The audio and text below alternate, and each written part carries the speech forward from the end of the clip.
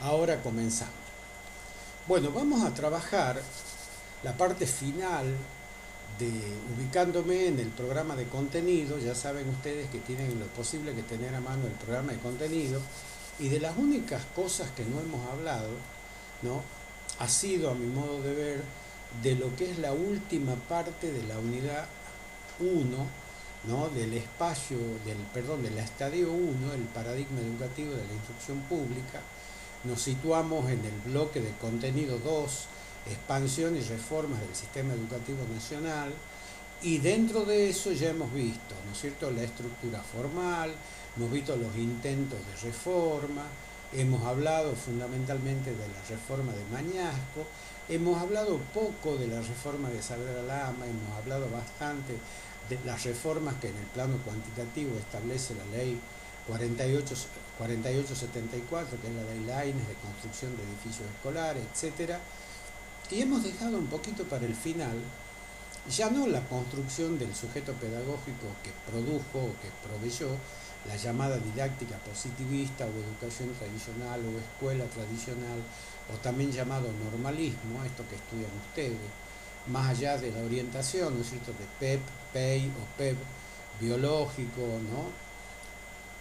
El profesorado en educación primaria o el profesorado en educación inicial, ustedes están formadas en el molde del llamado normalismo o en el molde de la didáctica positivista, que es la escuela tradicional.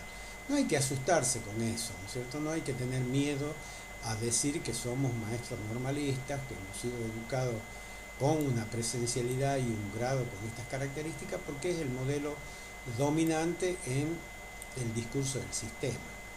Lo que son pedagogías alternativas, o lo que son intentos de cambio o intentos de introducir variantes superadoras de esta educación que nosotros la hemos caracterizado, ¿no es cierto?, como verbalista, memorista, repetitiva, libresca, de un gran contenido universalista que pone énfasis en los conocimientos foráneos o lejanos y en el desconocimiento de lo propio. Pero todas las particularidades que tiene. Lo mismo fue una gran revolución educativa. Lo mismo la puso a la Argentina en uno de los primeros países en el mundo con una ley como la 1420, que no la tenía ni Inglaterra, ni Estados Unidos, ni las grandes naciones, ¿no es cierto?, como España, España un desastre. Recién en 1970 se empezó a enseñar educación física en España, para que ustedes vean el atraso que tenía la escolaridad española, ¿no?, en el siglo XX. Entonces, tampoco hay que caer en esta cuestión de blanco o negro, ¿no?, o de bueno o malo. En historia eso se llama maniqueísmo. El maniqueísmo tampoco sirve.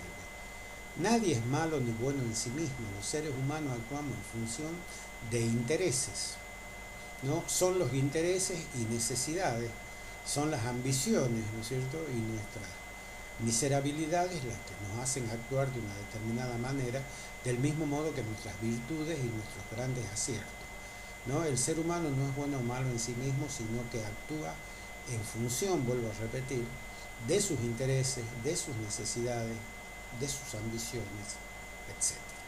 Así que en la historia y en la política no hay buenos y malos, ¿no? Cada uno es bueno en lo suyo aparentemente, más allá de que nosotros moralmente o éticamente no podamos o no compartamos esos procederes.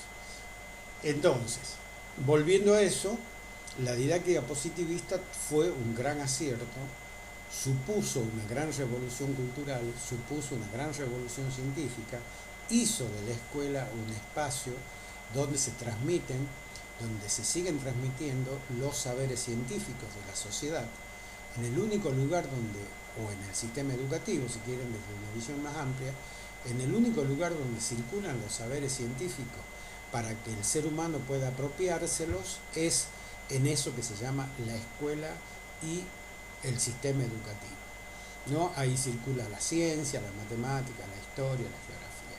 Lo otro, fuera de la escuela, circulan, y eso hemos visto también, otros saberes, que son los saberes asistemáticos, los saberes que proveen, ¿no es cierto?, la cultura popular, los saberes que proveen los medios masivos de comunicación, los saberes que proveen las tradiciones, los saberes que provee la religión, las creencias, las supersticiones, ¿no? Y todo ese formato de lo que se denominan saberes asistemáticos. De los dos modos, con esos dos saberes, nos educamos los seres humanos, ¿no? Aprendemos tanto dentro de la escuela como fuera de la escuela. Así que bueno, pero también hemos visto que esos saberes, los saberes científicos de la escuela, hemos visto, hicieron que la escuela tenga la noción o adquiera la noción de espacio cerrado, un espacio que expulsó los saberes asistemáticos y sobre todo los saberes populares de las comunidades circundantes, de cada región, de cada provincia, de cada espacio, ¿no es cierto?, social, de cada espacio, ¿no es cierto?, geográfico del país.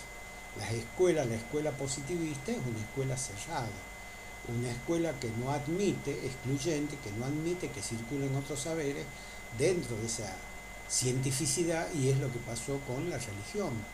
Por eso expulsa la ley 1420, ¿no es cierto?, la enseñanza de la religión, y no solo de la religión católica, sino de todas las religiones, de todos los credos, al no considerarlo un saber científico comprobable, ¿no es cierto?, y observable mediante métodos de, ¿no es cierto?, observación y experimentación.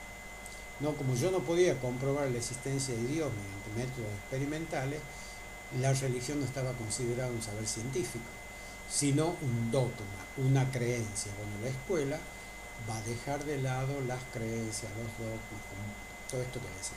Pero eso también le va a acarrear un costo, su cerrazón, su aislamiento, ¿no?, su distancia de las comunidades culturales, étnicas, de los grupos sociales que rodeaban la escuela y que van y mandan a sus hijos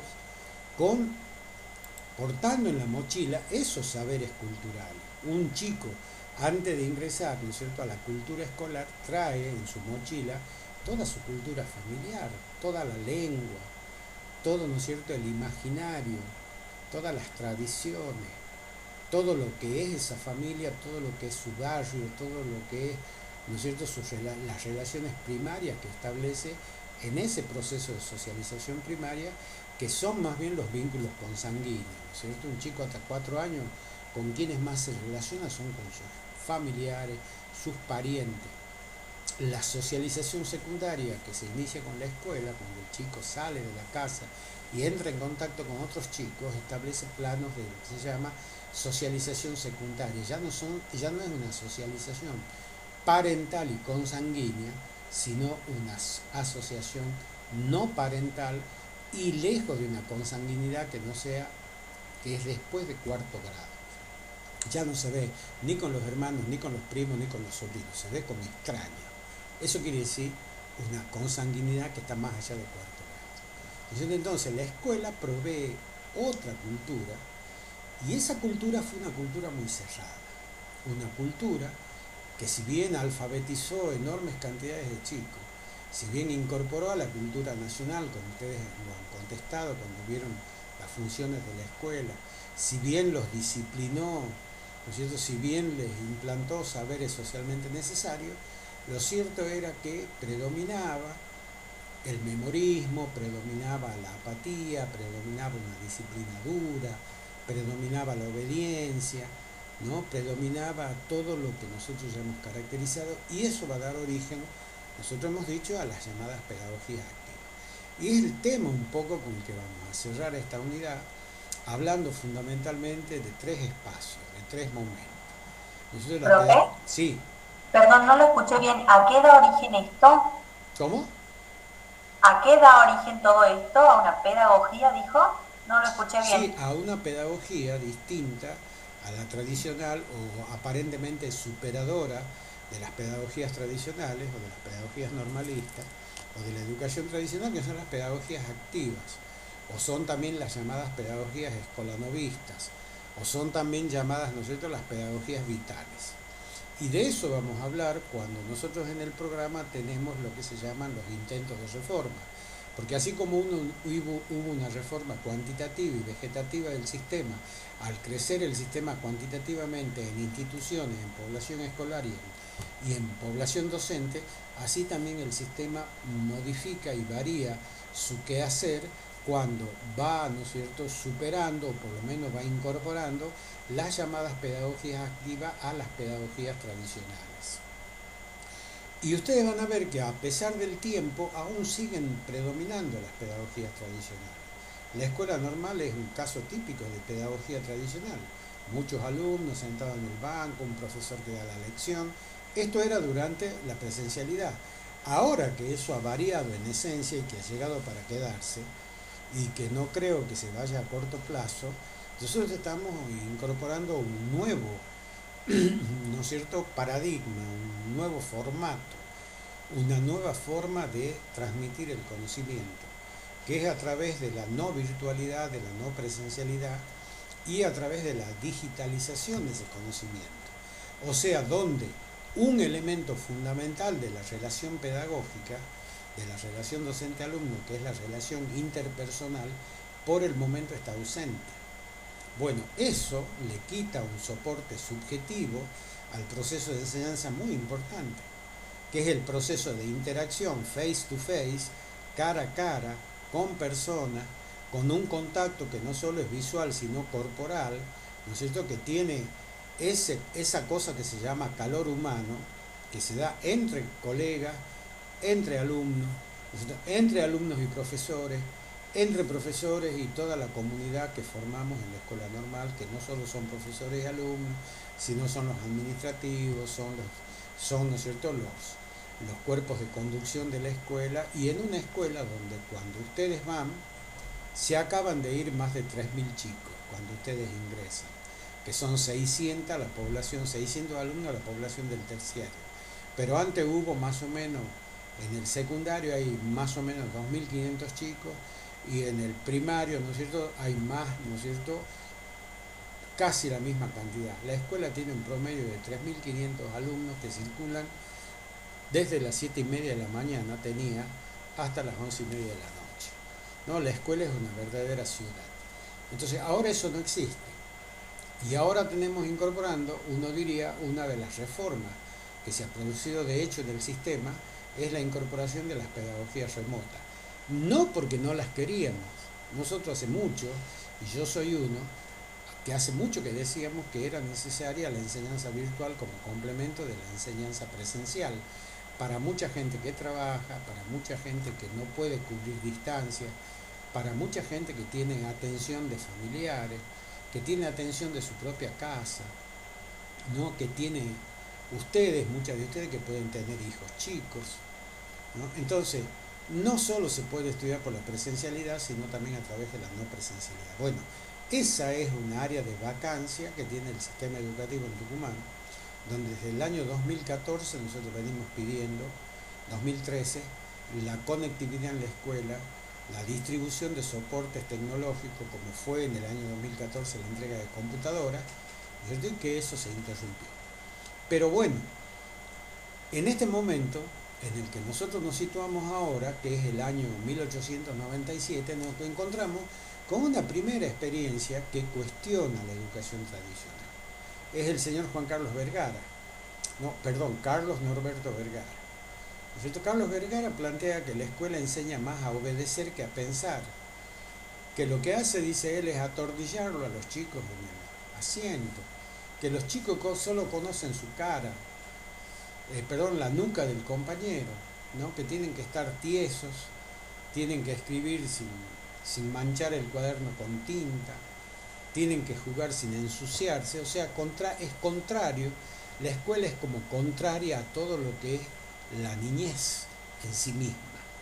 Entonces él va a plantear en el año 1897 la importancia de lo que él llama aprender por la experiencia. Por eso se llama pedagogía activa. El niño no es un chico sentado, inmóvil, que repite de memoria o que lee la lectura, o que todo el aprendizaje es libresco, o que, como decía él, dice, no se puede aprender el agua solamente a través de una fórmula química. o no se puede aprender lo que es el agua a través de una lección o de una lectura que se lee. Y ahí él va a introducir una pedagogía que es la pedagogía vital. ¿Qué es la pedagogía vital? Dice, y él lo llevaba a práctica porque Vergara es designado, ¿no?, vicerrector de la Escuela Normal de la ciudad de Mercedes, en provincia de Buenos Aires. Mercedes es una ciudad grande que está cerca de Bolívar, la ciudad o el pueblo donde nació Tinelli, ¿no? Y esa escuela normal lo designa en 1897 vicerrector a Carlos Vergara. Y Carlos Vergara, que era profesor de biología, curiosamente, profesor de ciencias naturales, en esa época se llamaba botánica, él decía, a mí, dice, en mi programa figura que tengo que enseñar lo que es el agua.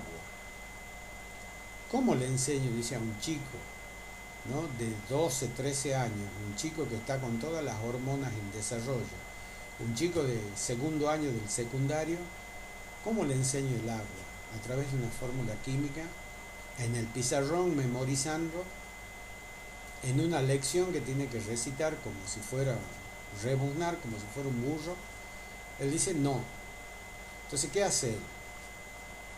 Arma un viaje, pide permiso, lo saca a todos los chicos y los lleva en una caminata donde tenían que llevar, ¿no?, zapatillas, pantalones cortos, su mochila, unos sanguchitos, el sombrero, unas cañitas de pescar, lo lleva hasta el río.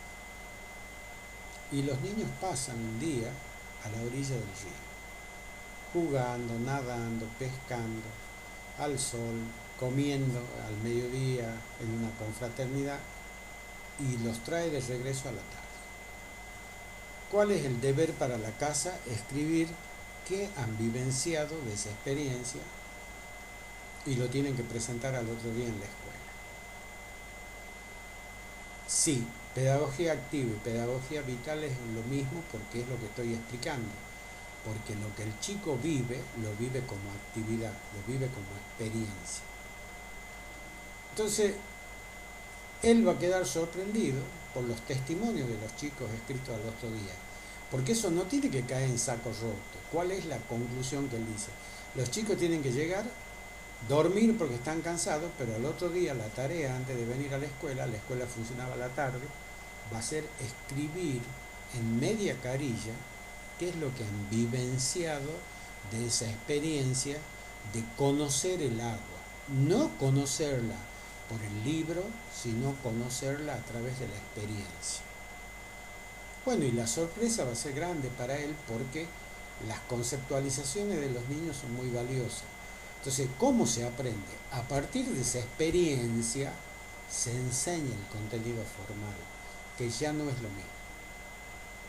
Es decir, ¿qué son las pedagogías vitales y las pedagogías activas? Aquellas pedagogías, ¿no es cierto?, penetradas por la acción, ¿no?, enganchadas en la experiencia, donde la experiencia o lo vital, ¿por qué es experiencia? ¿Por qué es vital? Porque la experiencia es lo único que no se transfiere. Una experiencia... ¿Profe? Sí. Disculpe, esto que usted está hablando de la experiencia y todo eso, tiene que ver con la tercera etapa de la constitución de la pedagogía, donde Luke, por ejemplo, nos habla de esto, de las experiencias y de la vivencia, o sea que se tiene que aprender a partir de eso. No sé, ¿qué autor me dice usted? John Locke. No es Locke, John Locke, no tiene dos O, bueno, tiene sí, uno. así capaz, así, profe. Sí, bueno, está bien, pero él es, no, usted está hablando del tratado acerca del entendimiento humano y está hablando más bien de una pedagogía racionalista y empirista, donde obviamente no están ausentes, ¿no es cierto?, dado el empirismo, que es también el conocer a través de la experiencia, a través de las cosas, ¿no? Sí, el contacto con la naturaleza. Claro, hay un punto de contacto entre lo que plantea Locke y lo que plantea, ¿no es cierto?, Carlos Vergara, nada más que Carlos Vergara lo hace desde una experiencia particular y propia de la Argentina, y John Locke lo hace, ¿no es cierto?, en el siglo XVII, en pleno proceso previo a la Revolución Industrial Inglesa, donde también la educación de las masas trabajadoras es a partir de la enseñanza de oficios, de la experiencia, ¿no es cierto?, de las vivencias que tienen esas masas de trabajadores que migran del campo a la ciudad y que se encuentran con un nuevo y extraño, ¿no es cierto?, modo de vida, que es la migración forzosa que se produce del campo a la ciudad cuando se desarrolla la primera revolución industrial en Inglaterra. Hay, por supuesto, un punto de contacto, se aprende haciendo, ¿no? Ese aprendizaje Bien, también, profe, gracias. ese aprendizaje también es el aprendizaje de los oficios, es el aprendizaje, ¿no es cierto?, de todo lo que se llama las técnicas, donde la teoría supuestamente está vinculada con la práctica, digámoslo así, en sentido vulgar, ¿no? ¿Y qué es lo que hace un poco Vergara? Vergara que le dice, no, yo no les voy a enseñar que el agua es una forma, vayan y vívanla, vayan, quémense con el sol, caminen, mójense en el río, pesquen mojarrita, ¿no? Vivan un día así. Por supuesto, estamos hablando de una época donde, por supuesto, salir con los chicos y en una ciudad como esa no era un problema. Yo he intentado, cuando era profesor de enseñanza media de la escuela normal, he sido 23 años profesor de enseñanza media y tenía una materia que se llamaba Proyecto de Investigación y Extensión Sociocomunitaria.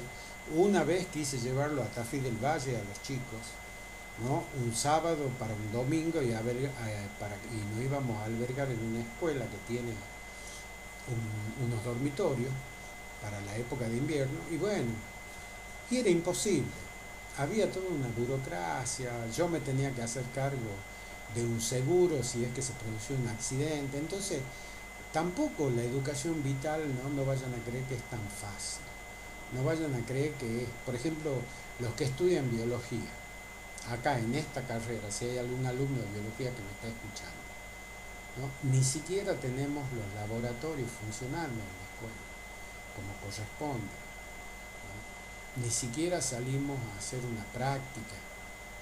Yo me acuerdo que tenía un profesor de biología en el secundario que era vitalista y que en la hora de él, yo estudié en el gimnasio universitario, en la calle 25, me acuerdo que nos íbamos caminando al parque y la 2 horas de biología el profesor la dictaba en el parque y nos hacía juntar las raíces, nos hacía juntar las plantas, nos hacía vivir la biología de otra manera.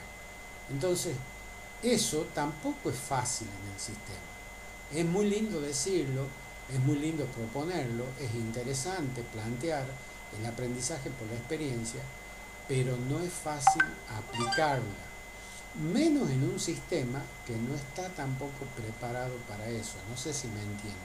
El sistema, la presencialidad no está preparado para la oralidad, para la clase, ¿no es cierto?, magistral que del docente, para ustedes que tienen que estar callados y atendiendo en los pupitres, y no es tan fácil. Y eso ustedes en el terciario incluso tienen mayores posibilidades que en el nivel medio, porque al menos tienen un campo, un área dentro de las carreras que se llama el área de residencia, donde al menos tienen una práctica, ya sea en la sala, las chicas de inicial, ya sea en las escuelas, las chicas que hacen la residencia con la enseñanza, ya sea, ¿no es cierto?, en la escuela media con los chicos de biología, pero no es fácil conseguir escuela, no es fácil, ¿no?, organizar las prácticas. Entonces, todo es muy lindo también desde el discurso, pero ¿por qué sigue predominando la educación tradicional? Porque el sistema no se ayorna, no se adapta, porque no se invierte en los fondos necesarios para que las escuelas tengan todos los recursos que deben tener. Porque, por ejemplo, si nosotros volvemos algún día a la escuela, es deseable que en la escuela ya haya conectividad universal, los chicos puedan llevar sus elementos electrónicos, tener clases interactivas. Yo puedo entrar a una clase y decirle, chicos, ubíquense en el sitio tal que vamos a ver tal tema, pero desde la virtualidad, estando con ustedes. Bueno, eso no ocurre, ni sé si va a ocurrir, porque hay que hacer inversiones que los gobiernos, no sé si no están dispuestos o no quieren destinar, o destinan esos fondos a otros menesteres, ¿no? Entonces, pero nosotros, por ejemplo, en el 2014, ustedes, no sé si se acuerdan, en la escuela, está conectado todo.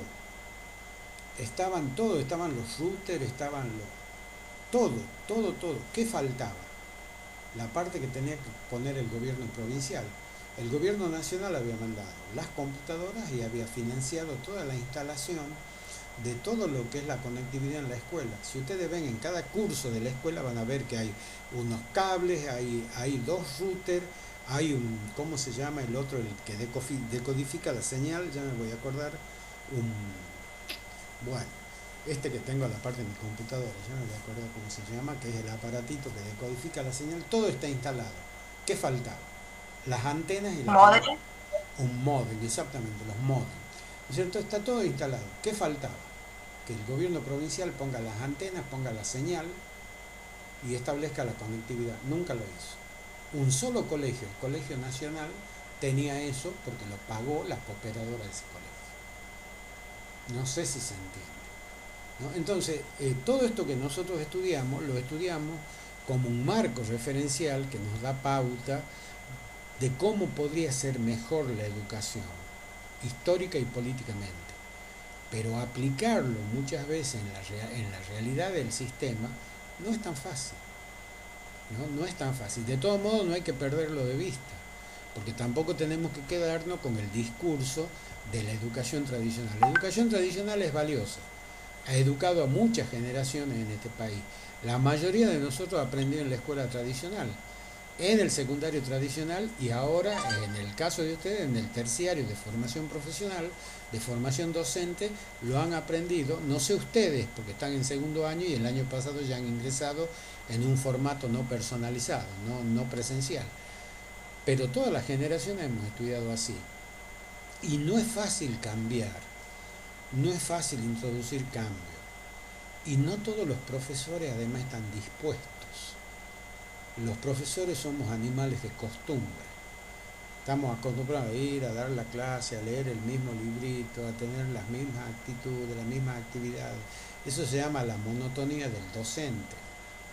Hay docentes que enseñan del mismo libro sin que se pongan colorados todos los años. No investigan, no producen nuevos saberes, no se preocupan por renovarse, por actualizarse. Entonces, no es fácil la profesión docente como tampoco es fácil las reformas educativas. Sin embargo, hay que estudiarla, porque también la educación es utopía. La educación es querer mejorar lo que tenemos, querer introducir innovaciones, buscar transformaciones, ¿no? Crear las condiciones para que el día de mañana las generaciones que vienen tengan mejores posibilidades en sociedades cada vez más complejas. Así que volviendo a Vergara, Vergara va a introducir en Argentina el concepto de aprendizaje activo, el concepto de aprendizaje a través de la experiencia, lo que se llama la experiencia fenoménica. ¿Qué quiere decir eso? Algo que es intransferible. Lo único que no se enseña es la experiencia. La experiencia se vive. Por eso también se llaman pedagogías vitales. Si hay algo que es intransferible como saber, es la experiencia. La experiencia es personal, es fenoménica, ¿no? Yo puedo ir a Europa, puedo traer muchas fotos de Europa, les puedo enseñar todo lo que pueda grabar en el teléfono, lo que pueda filmar, pero el otro, para saber lo que es Europa, tiene que ir. No sé si se entiende, ¿no? La experiencia es lo único que no se enseña. Por eso se llama vivencia, hay que vivirla. Es intransferible. ¿Me van entendiendo? Y por ejemplo, ¿cuáles son las pedagogías que mayor grado de aplicación tienen, por ejemplo, en el nivel inicial? Son las pedagogías activas. Ustedes a los chiquitos de 4 a 5 años no le enseñan con los libros, entre otras cosas porque no están alfabetizados. Entonces, ¿cómo le enseñan? A través de la experiencia vital. Bueno, tienen que tener las manos limpias. ¿Cómo aprenden? Haciendo la cola en el jardín de infantes antes de alimentarse, antes de tomar la merienda, antes de lo que sea, para lavarse las manos. ¿Cómo lo hacen?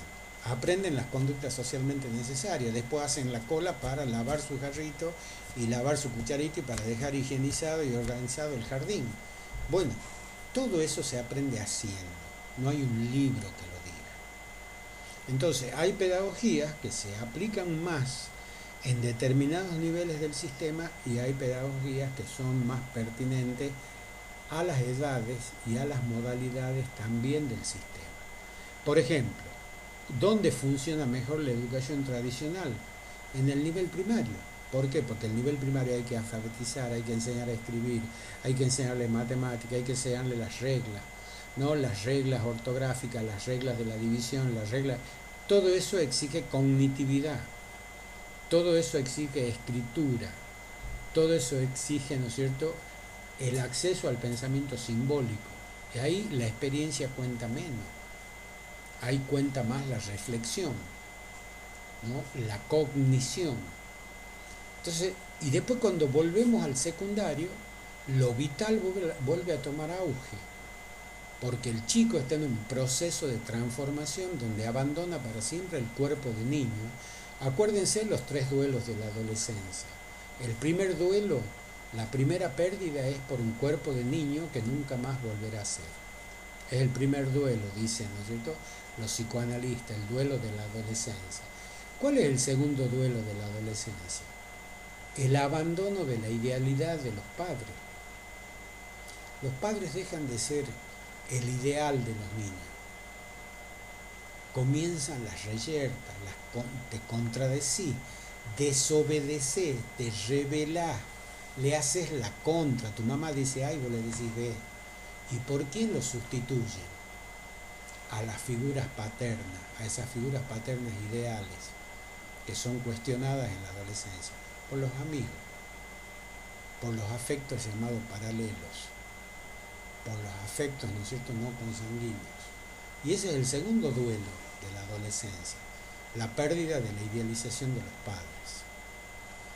¿Y cuál es la tercera, ¿no?, el duelo del cuerpo, el duelo de los padres? ¿Cuál es el tercer duelo de la adolescencia? La tercera pérdida. Buena pregunta, ¿no? La tercera pérdida, que es fundamental también en la adolescencia, es la pérdida de la niñez, ya no como corporabilidad, sino la niñez como etapa vivencial. Todo lo que hice cuando fui niño y a partir de mis transformaciones quedan para siempre en el arcón de los recuerdos. Entonces, hay un duelo subjetivo, hay un duelo generacional y hay un duelo biológico. Los 3 duelos de la adolescencia. Y ahí de nuevo, frente a ese chico, esa chica, donde las hormonas se le derraman, donde los cambios corporales son vertiginosos, donde el changuito se levanta un día y empieza a ver que tiene pelo en todo el cuerpo, ¿no?, que la nariz le ha crecido mucho más que lo que él creía, o las mujeres que empiezan a manifestar un montón de cambios hormonales. Bueno, para eso el secundario no tiene que ser tan memorista, no tiene que ser tan repetitivo y tiene que atender esas cuestiones de la subjetividad propia de la pubertad y de la adolescencia. Y de nuevo, cuando ya llegamos a la edad de ustedes, cuando ya se llega a la universidad o a la educación terciaria superior no universitaria, vuelve la cognitividad. Entonces las pedagogías las estudiamos porque cada pedagogía, cada concepción pedagógica se adecua a una etapa de desarrollo, no solo corporal, sino de crecimiento intelectual. Y acá aparecen 2 términos, desarrollo y crecimiento, o desarrollo y madurez. Lo desarrollo es físico, la madurez es intelectual. Y acá aparecen, desde la primera infancia, desde que el niño va al jardín, 2 conceptos, niñez e infancia. La niñez es el desarrollo biológico, la infancia es la categoría psicológica. Entonces, todo esto, chicos y chicas, todo esto que estudiamos sirve para comprender el significado de esto que estoy hablando.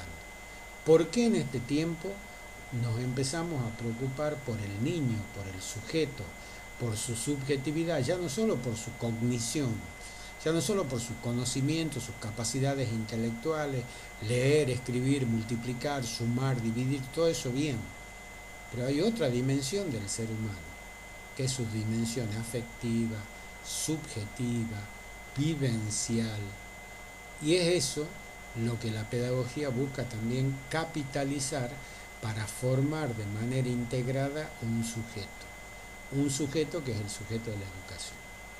Entonces, Vergara, ¿qué es lo que hace? En 1897, en Mercedes, introduce todas estas prácticas, la práctica activa, el niño, contacto con la naturaleza, contacto con su vivencia, que haga mucha educación física, que cultive su cuerpo, que haga política escolar, que tenga su centro de estudiantes, que tenga su cuerpo de delegado, que sea ciudadano, ¿no? Por supuesto, revoluciona la escuela y a mucha gente no le gusta y le llaman el loco Vergara. Lo consideran un tipo loco en 1897, que los alumnos tenían que hacer, ¿no es cierto?, reuniones al finalizar la semana y reunirse con los profesores y debatir si los saberes que estaban aprendiendo eran buenos, malos, regulares. ¿Dónde se ha visto eso? Que un profesor le pida opinión a un alumno. Si ahora es una locura, imagínense ustedes hace más de 100 años. Se lo consideran loco a Vergara, lo consideran un tipo fuera de época. La misma directora lo miraba con reojo, los padres desconfiaban. Un tipo que venía y los sacaba al campo, los cansaba a los chicos, un tipo que no les decía participen políticamente, en el sentido político, no en el sentido partidario ni electoral, político en el sentido de ocuparse de las cosas de todos. Bueno, otra formación. Esto va a ser muy importante. Esto va a despegar en todo el mundo occidental lo que se van a llamar, a partir de las pedagogías activas, las pedagogías de lo que se conoce como la formación del ciudadano, la formación integral del niño, no solo en conocimiento, no solo en desarrollo psicológico, no solo en actividades vitales, sino también en su formación como sujeto civil, como persona integrada a una sociedad. En Estados Unidos esa pedagogía que la va a llevar adelante un señor que se llama, muy importante, ¿no es cierto?, que es el padre de la educación, de un libro que se llama Educación y Democracia, ¿no?, que él decía, ya se me va a caer el apellido, que él decía que también la educación forma líderes, forma ciudadanos responsables, que las escuelas son laboratorios, ¿no? Ya lo tengo en la punta de la lengua, ya me voy a acordar de este autor. Y toda esa educación vital entonces comienza a tomar agua. Hay la idea, 1900, se convoca un congreso pedagógico, al segundo congreso pedagógico, el primero fue en 1882, donde se discutió las cuestiones religiosas, acuérdense, previa a la Lógica 1320, 18 años más tarde, se convoca en Buenos Aires al segundo congreso pedagógico argentino, donde ya no asisten políticos, ya no va ni Roca, ni va, ¿no es cierto?, Wilde, no, van maestros y profesores. ¿Y qué comienzan a discutir? El niño. ¿Qué es el niño? ¿Qué son los niños? Se comienza a hablar de adolescencia, se comienza a hablar de todo lo que son los deseos, ¿no?, todo lo que es la subjetividad del niño, comienza a construirse, ¿no? Víctor Mercante, un gran psicólogo de ese tiempo, comienza a escribir un libro que se llama, o el primer libro sobre la adolescencia argentina, de los niños argentinos. Entonces 1910 es un punto de partida para que se dé todo lo que ha hecho ya Carlos Vergara en materia educativa con las pedagogías llamadas vitales. La historia de Carlos Vergara es triste, él termina mal, ¿no es cierto? El Consejo Nacional de Educación lo suspende a él, nunca lo entienden lo que él quiere hacer, esta especie de cambio que introduce en la escuela normal de Mercedes, era una escuela normal, no son bien vistos, como que le da muchas alas, mucha confianza, le da mucha autonomía al estudiante, entonces era una locura, contradecía los principios de la educación tradicional, y él va a ser, ¿no es cierto?, exonerado, va a ser castigado, va a ser, lo van a sacar del cargo, lo van a reemplazar del cargo, y lo van a mandar castigado a Corrientes, a una ciudad, ¿no es cierto?, muy perdida en los esteros de Iberá, ¿no es cierto?, en Esquina es aún hoy es un pueblo muy chico, Imagínense, en 1897 tuvo que llegar a lomo de burro, ¿no? Y fue castigado por el Ministerio de Educación de la Nación por hacer estas locuras, por eso le llamaban el loco, en una escuela normal. En una escuela normal, ¿no es cierto?, templo de la educación tradicional, de la educación, ¿no?, de las pedagogías normalistas, donde el docente enseña, los chicos aprenden, se memoriza, todos quietos, delantal blanco, etc.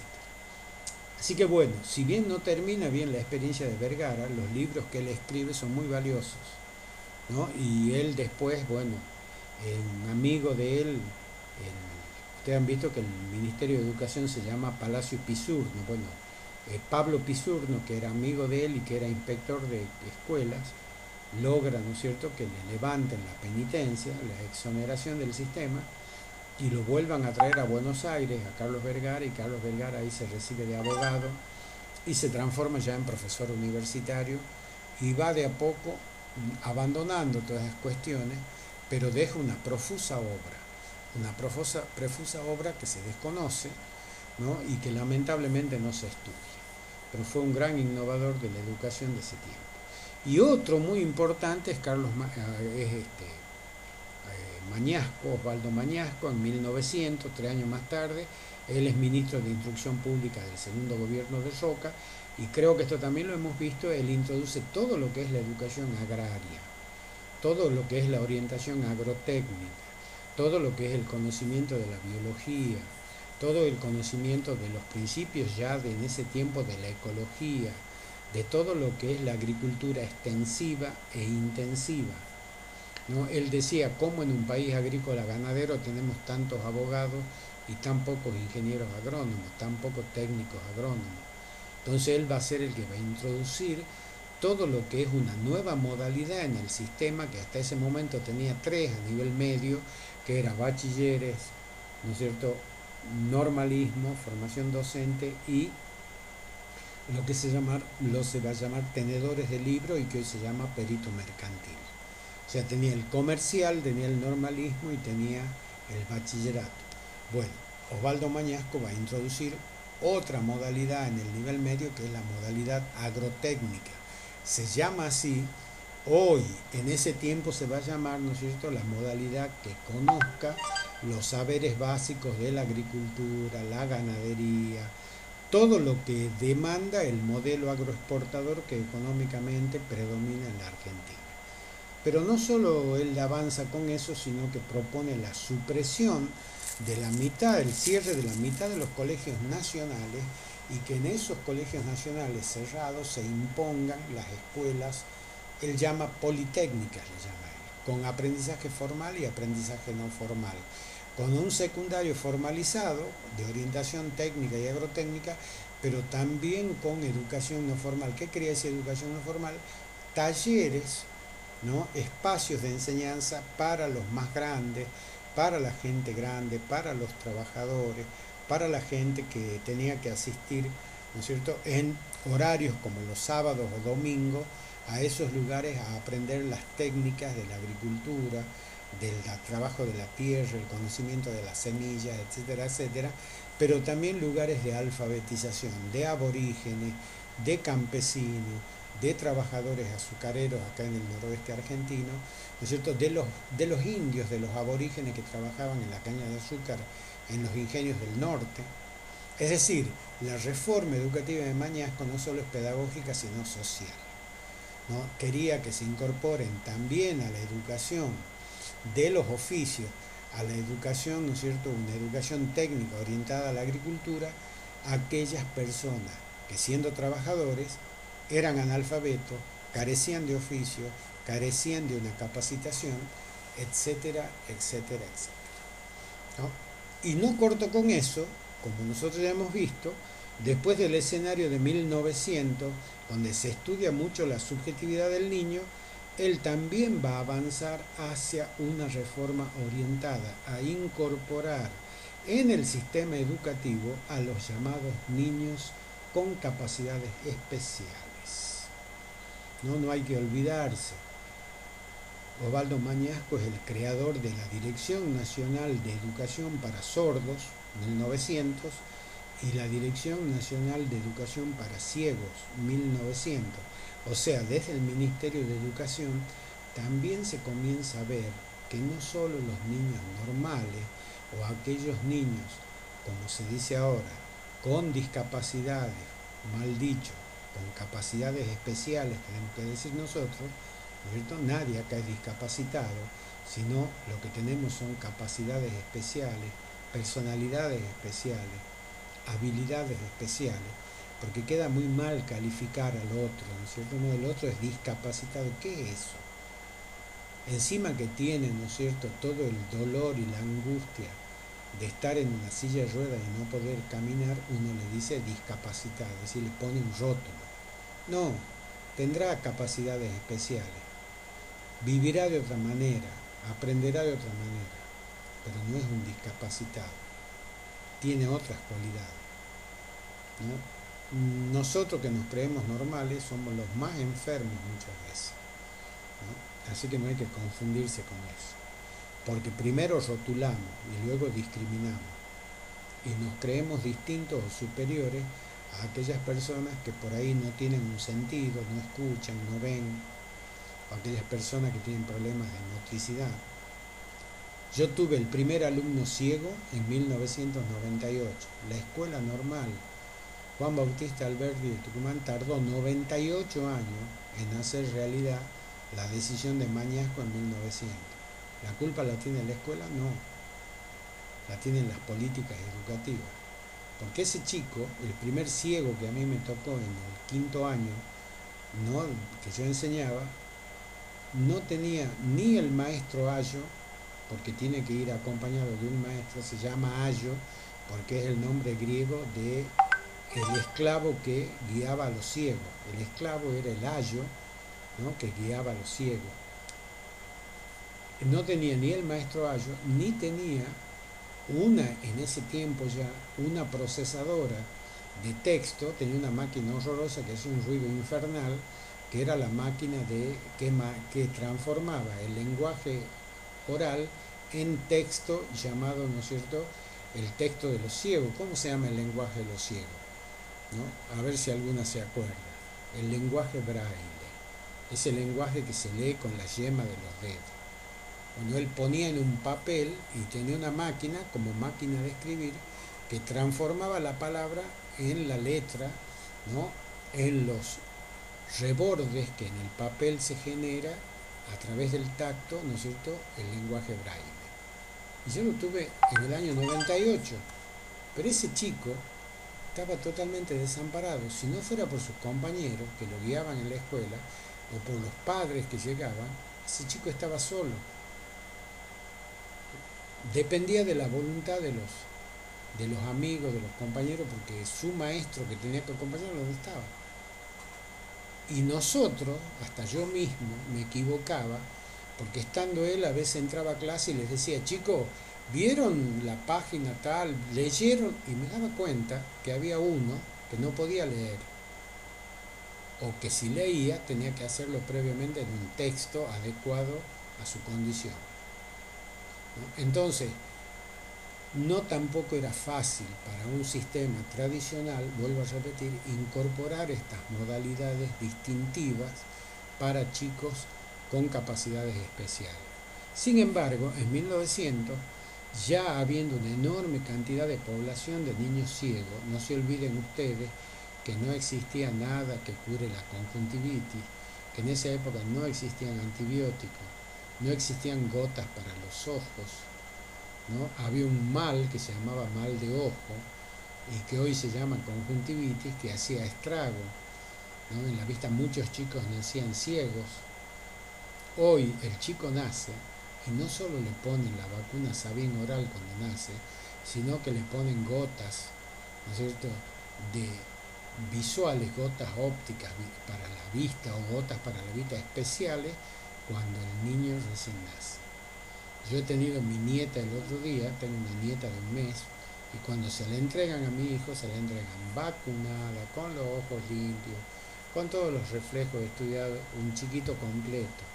Bueno, en ese tiempo hasta se moría de parto, porque las madres también Tampoco sabían, por ejemplo, si se les aumentaba la presión, se llama eclampsia, en el momento del parto, o si tenían una necesidad de una cesárea complicada porque el chico venía con el cordón envuelto en el cuello, y muchas veces morían la madre y el hijo.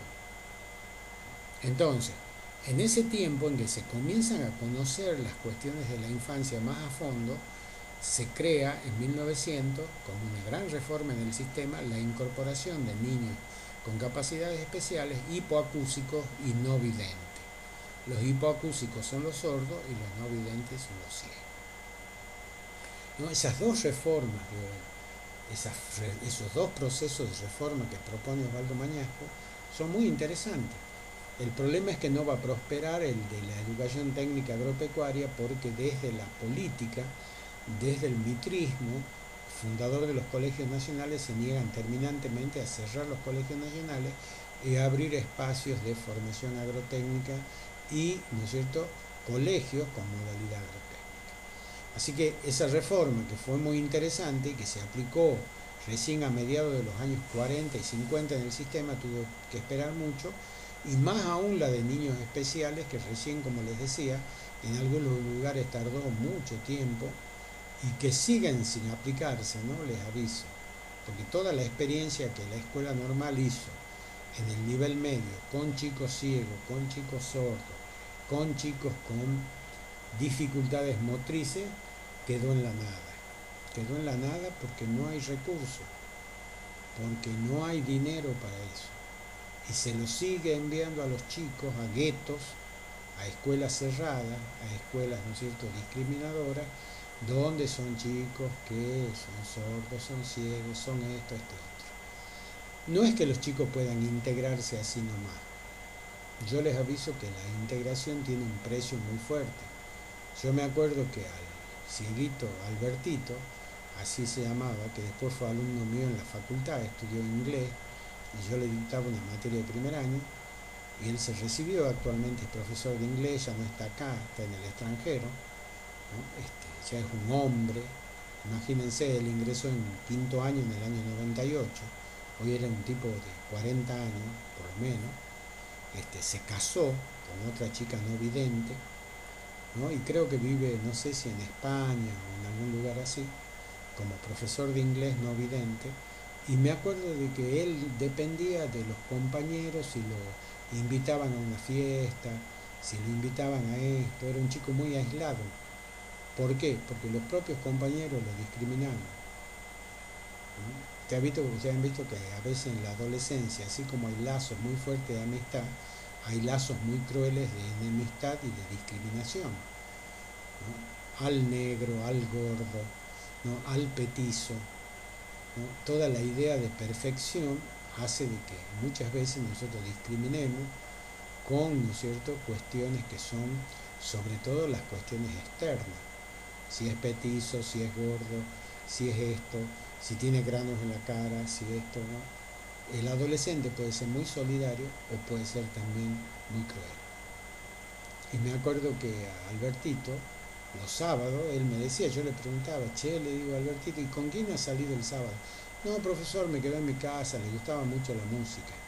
Tocaba, no me acuerdo si la trompeta, el clarinete, una cosa así. Porque me dice, porque nadie me habla, solo me hablan para que...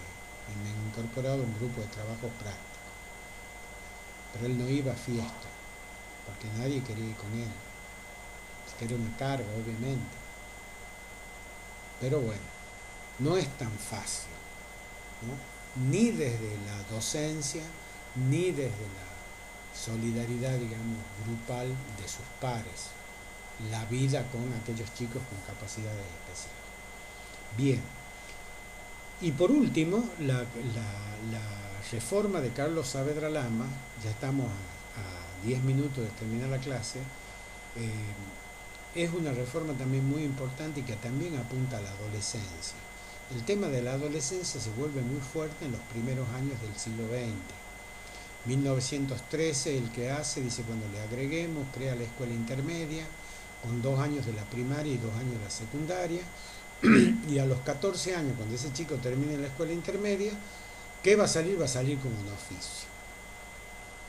tiene la escuela y todos los colegios del país que proveerle un oficio.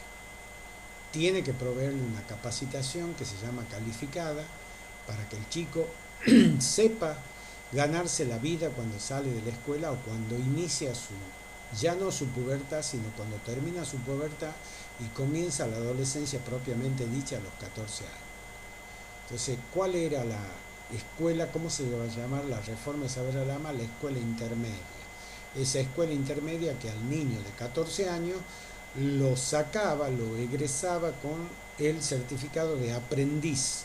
El niño salía de aprendiz de talabartero, aprendiz de hojalatero, aprendiz de bicicletero, aprendiz de carpintero, y con eso se podía ganar la vida e incorporarse. Se crea un sistema, uno cree que uno cree que todo esto de la media escolaridad o la llamada, ¿cómo se llama esto ay, no me va a salir la palabra, esto cuando uno hace una práctica afuera de la escuela, las pasantías, las famosas pasantías, ya existían entonces. Las pasantías eran de medio tiempo. El chico iba a la mañana a la escuela y a la tarde iba a una fábrica y el Estado le pagaba al chico la mitad del sueldo y el dueño de la fábrica la otra mitad del sueldo, por supuesto. Era un sueldo más bien honorario, eran honorarios mínimos, pero para que el chico trabaje y lleve a la práctica todo el aprendizaje de los oficios. Además, en la Argentina comienza un gran proceso de industrialización, producto de la Primera Guerra Mundial, donde las potencias industriales del mundo europeo y del mundo norteamericano que están en guerra, sus armas, sus industrias están orientadas a la producción bélica, cañones, tanques, submarinos, barcos, descuidan la producción de manufacturas al mundo y la Argentina empieza a desabastecerse de manufactura y se inicia acá un gran proceso de industrialización. Entonces, ¿de dónde sacar la mano de obra calificada? Carlos Saavedra Lama lo dice desde el sistema educativo. Entonces se incorpora esta segunda, ¿no es cierto?, reforma en 1914, donde el chico de 14 años, vuelvo a repetir, después que ha cursado el nivel intermedio, sale como aprendiz de un oficio, ¿no? Aprendiz de todo lo que en ese momento comenzaba en la Argentina y que era un fuerte desarrollo industrial. Lo voy a decir de otra manera. Con Carlos Saavedra Lama se pone en vigencia, se pone en acto lo que se llama la relación educación y trabajo. Ya no solo la educación es formadora, ya no solo la educación es alfabetizadora, ya no solo la educación es una educación vital, donde el chico ponga, ¿no?, todo su vitalismo a prueba y todas sus vivencias a pleno funcionamiento, sino que también la educación va a ser utilitaria, va a ser una educación que tiene que proveerle al niño, al adolescente en este caso, o al que termina la pubertad e ingresa a la adolescencia, proveerle una calificación, un oficio, una especialidad, una habilidad que le permita ganarse la vida. ¿Me van entendiendo? Como ustedes lo han contestado en el módulo, esta fue la única reforma que se aplicó en el sistema. Fue la única reforma que tuvo vigencia desde 1914 a 1917 y le hizo muy bien al sistema, porque además esta reforma permitió que se diversifique la oferta del sistema hacia planos de lo que se llama la educación no formal. Ejemplo, se habilitan escuelas nocturnas, ya había luz. La luz en Buenos Aires ya existía desde 1907, me refiero a la luz eléctrica. Ya funcionaban las radios, ya comienza a verse cine. Entonces nacen las escuelas de artes y oficios, escuelas donde se alfabetizaban a los obreros analfabetos, donde las mujeres iban a hacer todo tipo de tareas, aprendían todo lo que se vaya a llamar corte y confección, modista, surcido, todo lo que eran las actividades femeninas, y al mismo tiempo eran escuelas de arte, se hacía teatro, se veía cine, ¿no?, se escuchaban novelas por la radio, se escuchaban las famosas radionovelas.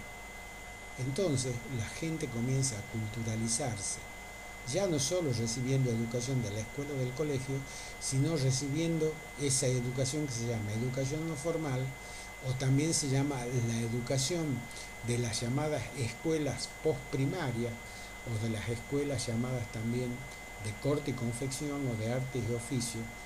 Y si ustedes quieren un ejemplo concreto, en la otra cuadra de la escuela, en la muñeca entre San Martín y Mendoza, van a ver que al lado del Sportman hay una vieja escuela de artes y oficios de corte y confección para las mujeres, que es la escuela, ¿no es cierto?, Doctora Justo. Está al lado del Sportman. Cuando anden por el centro, vayan y fíjense, vean el año de creación, creo que del año 1919, 17, y vean, dice escuela postprimaria de corte y confección para mujeres. Bueno, todo eso se va creando con la reforma de Carlos Saavedra Lama. Vuelvo a repetir, escuelas nocturnas, escuelas para adultos, escuelas de artes y oficios, escuelas postprimarias. ¿Por qué se llaman postprimarias? Ustedes no se olviden que la ley, si la hemos citado, a la ley que sanciona Wilde de población escolar, establecía que la escolaridad era de 5 a 14 años, la escolaridad primaria para varones y mujeres. Después que el chico cumplía 14 años, si se había quedado en tercer grado o en cuarto grado, ya no podía ir más a la escuela, lo prohibía la ley. E incluso hoy vos no vas a ver un chico de 16 años o de más de 14 años en la escuela primaria, la ley lo prohíbe, él ya tiene que ir a una escuela nocturna, a una escuela postprimaria, a una escuela para adultos. No sé si se entiende. Entonces el sistema, con la reforma de Carlos Saavedra Lama, se diversifica.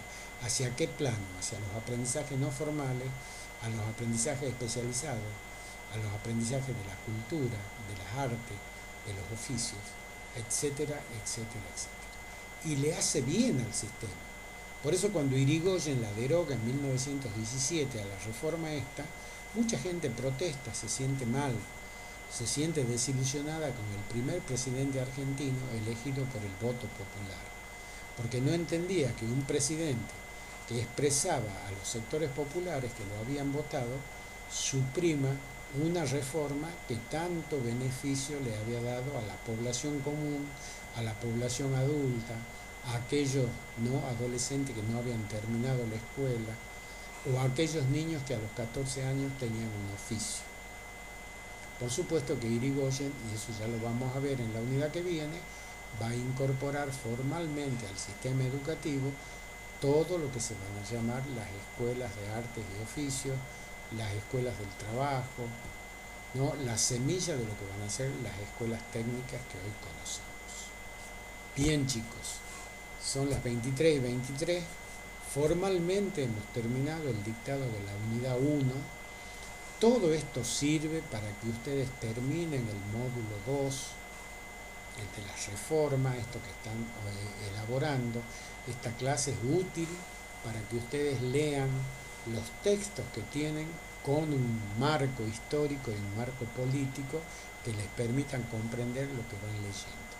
No sé si me van siguiendo. Tenemos 6 minutos para que hablemos y para que me digan si han comprendido la clase, si cómo les ha parecido la clase.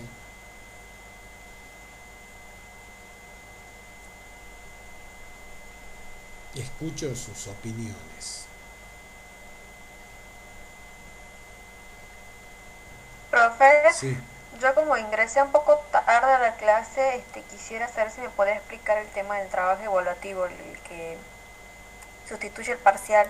¿Me podría explicar nuevamente? No, Que no entendí muy bien. es un ensayo, es una cosa simple.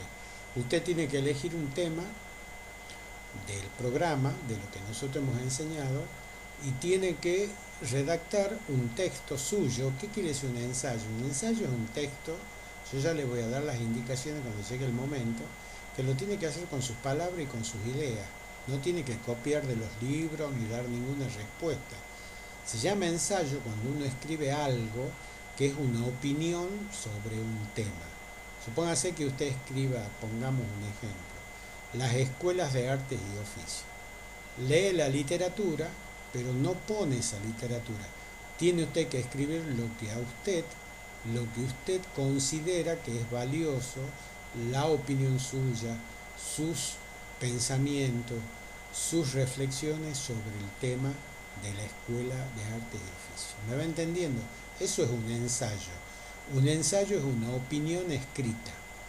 Ni siquiera tiene que citarla a la bibliografía, es un texto libre, pero tiene que ser un texto suyo. No sé si me entiende. ¿Me entiende ahora o no? Sí, sí, sí, ahí me quedó claro, profe. ¿Y más o menos cuándo será el...? No, eso cuando termine el cuatrimestre, usted no se haga problema. Bien, bien, Es bien. al finalizar el cuatrimestre. Eso es una primera evaluación individual. Y cuando termine el otro cuatrimestre será el otro ensayo, que son 2 ensayos, y con eso, más los módulos que usted ha presentado, está lista para rendir las materias. Yo soy muy considerado y considero, para mí es muy valioso lo que se llama la evaluación de proceso. Si un alumno ha sido buen alumno durante el año, ha hecho las cosas bien, para mí el examen es un detalle, porque es el corolario final de un proceso que yo sé que ha sido bueno. Ahora, si el alumno, por todas las cuestiones comprensibles de este tiempo, por todas las situaciones que tiene que atravesar, tiene un cursado medio complicado, bueno, ahí veremos la manera de cómo, la idea no es aplazarlo, de cómo equipararlo, de cómo darle los elementos para que se ponga en condiciones de rendir bien el examen final. No sé si me entienden. Está muy lejos de mi persona. Sí, se entiende perfectamente. Está muy lejos de mi persona la idea de buscar lo que no saben para aplazarlo. Esas son todas tonteras, esas cosas no forman.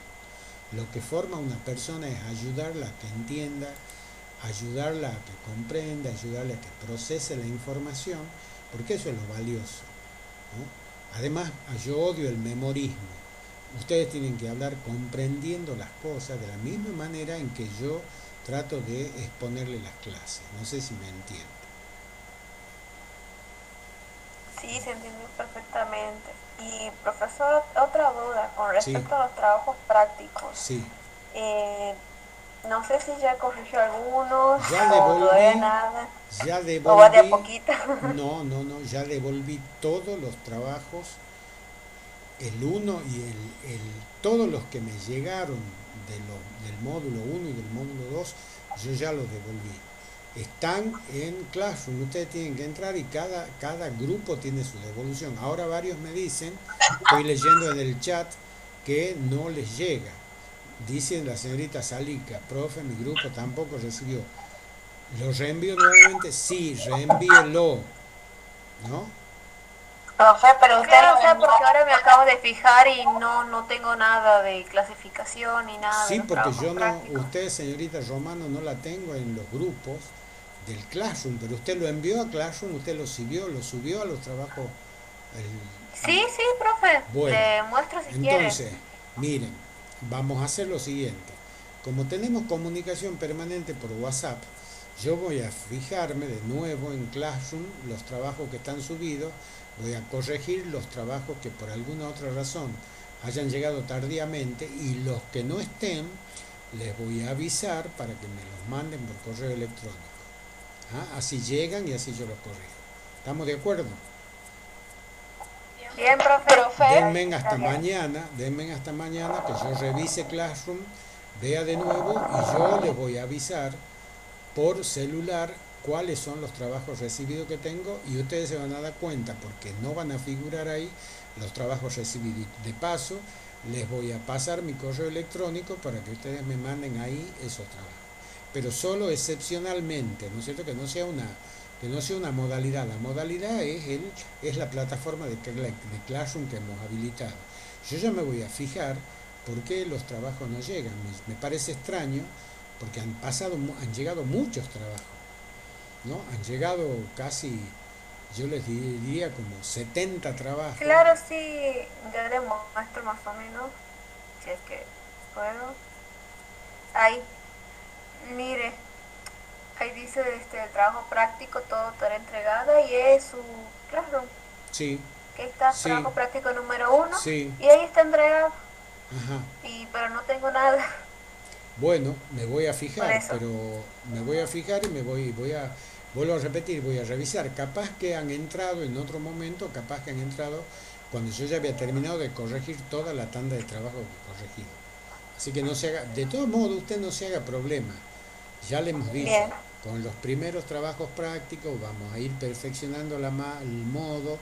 Todo esto, chicos, chicas, todo esto se perfecciona, ¿no? No todo empieza a funcionar bien desde el primer momento. Así que no, tampoco se aflijan mucho por esto. Ustedes si han cumplido no hay ningún problema. De un modo u otro el trabajo va a llegar. Lo importante es que lo hagan, ¿no? Yo no pongo fechas, ni las fechas son excluyentes, y porque no lo han presentado ese día no lo pueden presentar. Yo puedo entender perfectamente que hay problemas, que hay situaciones, que hay cuestiones de conectividad y todo lo demás. Así que quédense tranquilas, yo me voy a fijar de nuevo, pero denme un día, mañana, que haga estas cosas, así yo después le comunico por WhatsApp. ¿Estamos? bien, profe, gracias, profe. Bueno, creo que si no hay... Profe, Sí, disculpe, buenas noches. sí. Yo tengo una duda. Yo Yo a entregué usted, también señorita Beno, los dos trabajos. a usted, señorita ¿Cómo? Beno, a usted le devolví todo, ¿no? Porque la tengo en Sí, un sí, grupo. sí, sí. Eso le quería decir que en la devolución del primer trabajo usted me puso aprobado y como recomendación me dijo que haga en grupo. Y yo le contesté diciendo de que se había hecho en grupo y que ahí en el trabajo estaba mi compañera anotada y todo. Bien, sí, Para... ya sé que son un grupo de dos, así que déjelo a eso ya por dado, por resuelto. Ah, buenísimo. Muchísimas gracias, profe. Muy bien. Bueno, si no hay ninguna otra consulta y nada más, y como ya son las 11:30, y como yo ya tengo hambre, porque no he cenado, ¿no es cierto? Entonces, no sé si hay alguna pregunta más, y si no, daríamos por terminada la clase. ¿Les parece? No, profe, ninguna duda. Muchas gracias. Bueno, que tengan buenas noches, abríguense, Buenas cuídense. ¿Mm? noches. Bien, Hasta hasta luego. luego. Buenas noches. Muy bien, No, profe, gracias. hasta luego.